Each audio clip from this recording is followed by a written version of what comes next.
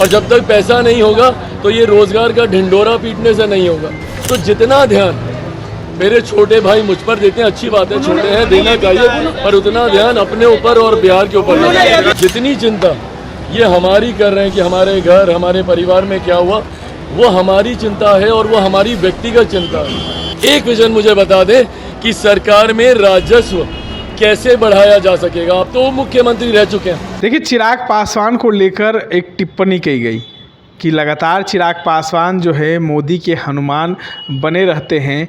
जब उनकी सरकार थी तब किस तरीके से रामविलास पासवान का दिल्ली का आवास खाली कराया गया और किस तरीके से चिराग पासवान और पशुपति कुमार पारस के बीच में फूट डाली गई, लड़ाई लगवाया गया। इन तमाम चीज़ों पर आज चिराग पासवान ने प्रतिक्रिया दी है।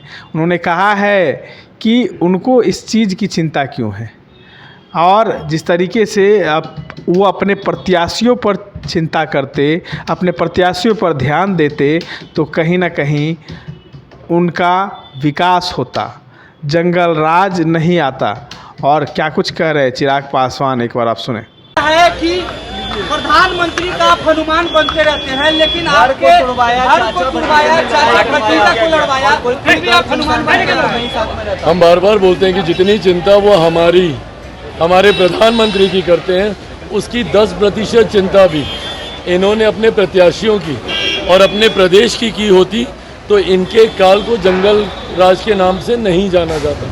आज भी अगर अपने प्रत्याशियों की चिंता कर लेंगे तो संभवतः वो अपनी जमानत तो कम से कम बचा पाएंगे।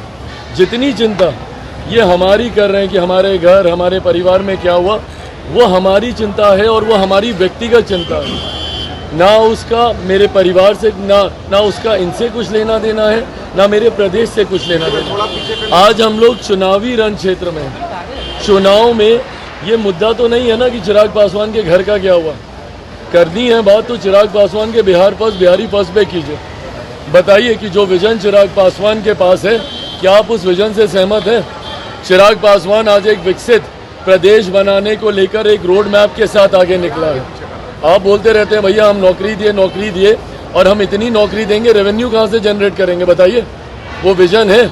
एक विजन मुझे बता दें कि सरकार में राजस्व कैसे बढ़ाया जा सकेगा। आप तो मुख्यमंत्री रह चुके हैं, कितना राजस्व बढ़ा लिया आप हमारे प्रदेश का। और जब तक प्रदेश में राजस्व नहीं बढ़ेगा तब तक आपके पास पैसा नहीं होगा सैलरी देने के लिए, और जब तक पैसा नहीं होगा तो ये रोजगार का ढिंडोरा पीटने से नहीं होगा।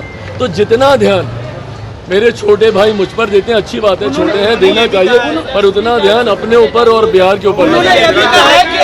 मंत्री नहीं बना है तो नौकरी आप कैसे बढ़ने की बात करते हैं? आपको कैसे मालूम? वो क्या पता कौन नौकरी भाई वो जन्म से उप मुख्यमंत्री बन गए थे क्या? हाँ, और अनुभव एयर कंडीशन कमरों में बैठने से नहीं होता है, अनुभव जनता के बीच जाने से होता है।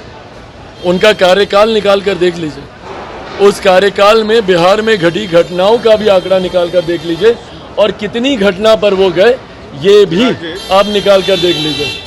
अनुभव जनता के बीच जाने से होता है, जनता के साथ रहने से होता है। एसी कमरे में गाड़ी का शीशा चढ़ाकर घूमने से अनुभव किसी को नहीं आता।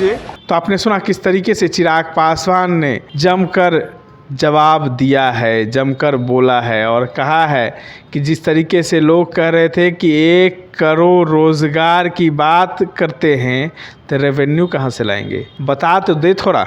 नौकरी देने की बात कर रहे हैं तो राजस्व कहाँ से लाएंगे, सिर्फ बातें करते हैं और क्या कुछ विकास किया है वो आप भी जानते हैं। तो इस तरह के तमाम अपडेट्स के लिए बने रहे देशवाणी न्यूज़ के साथ। धन्यवाद।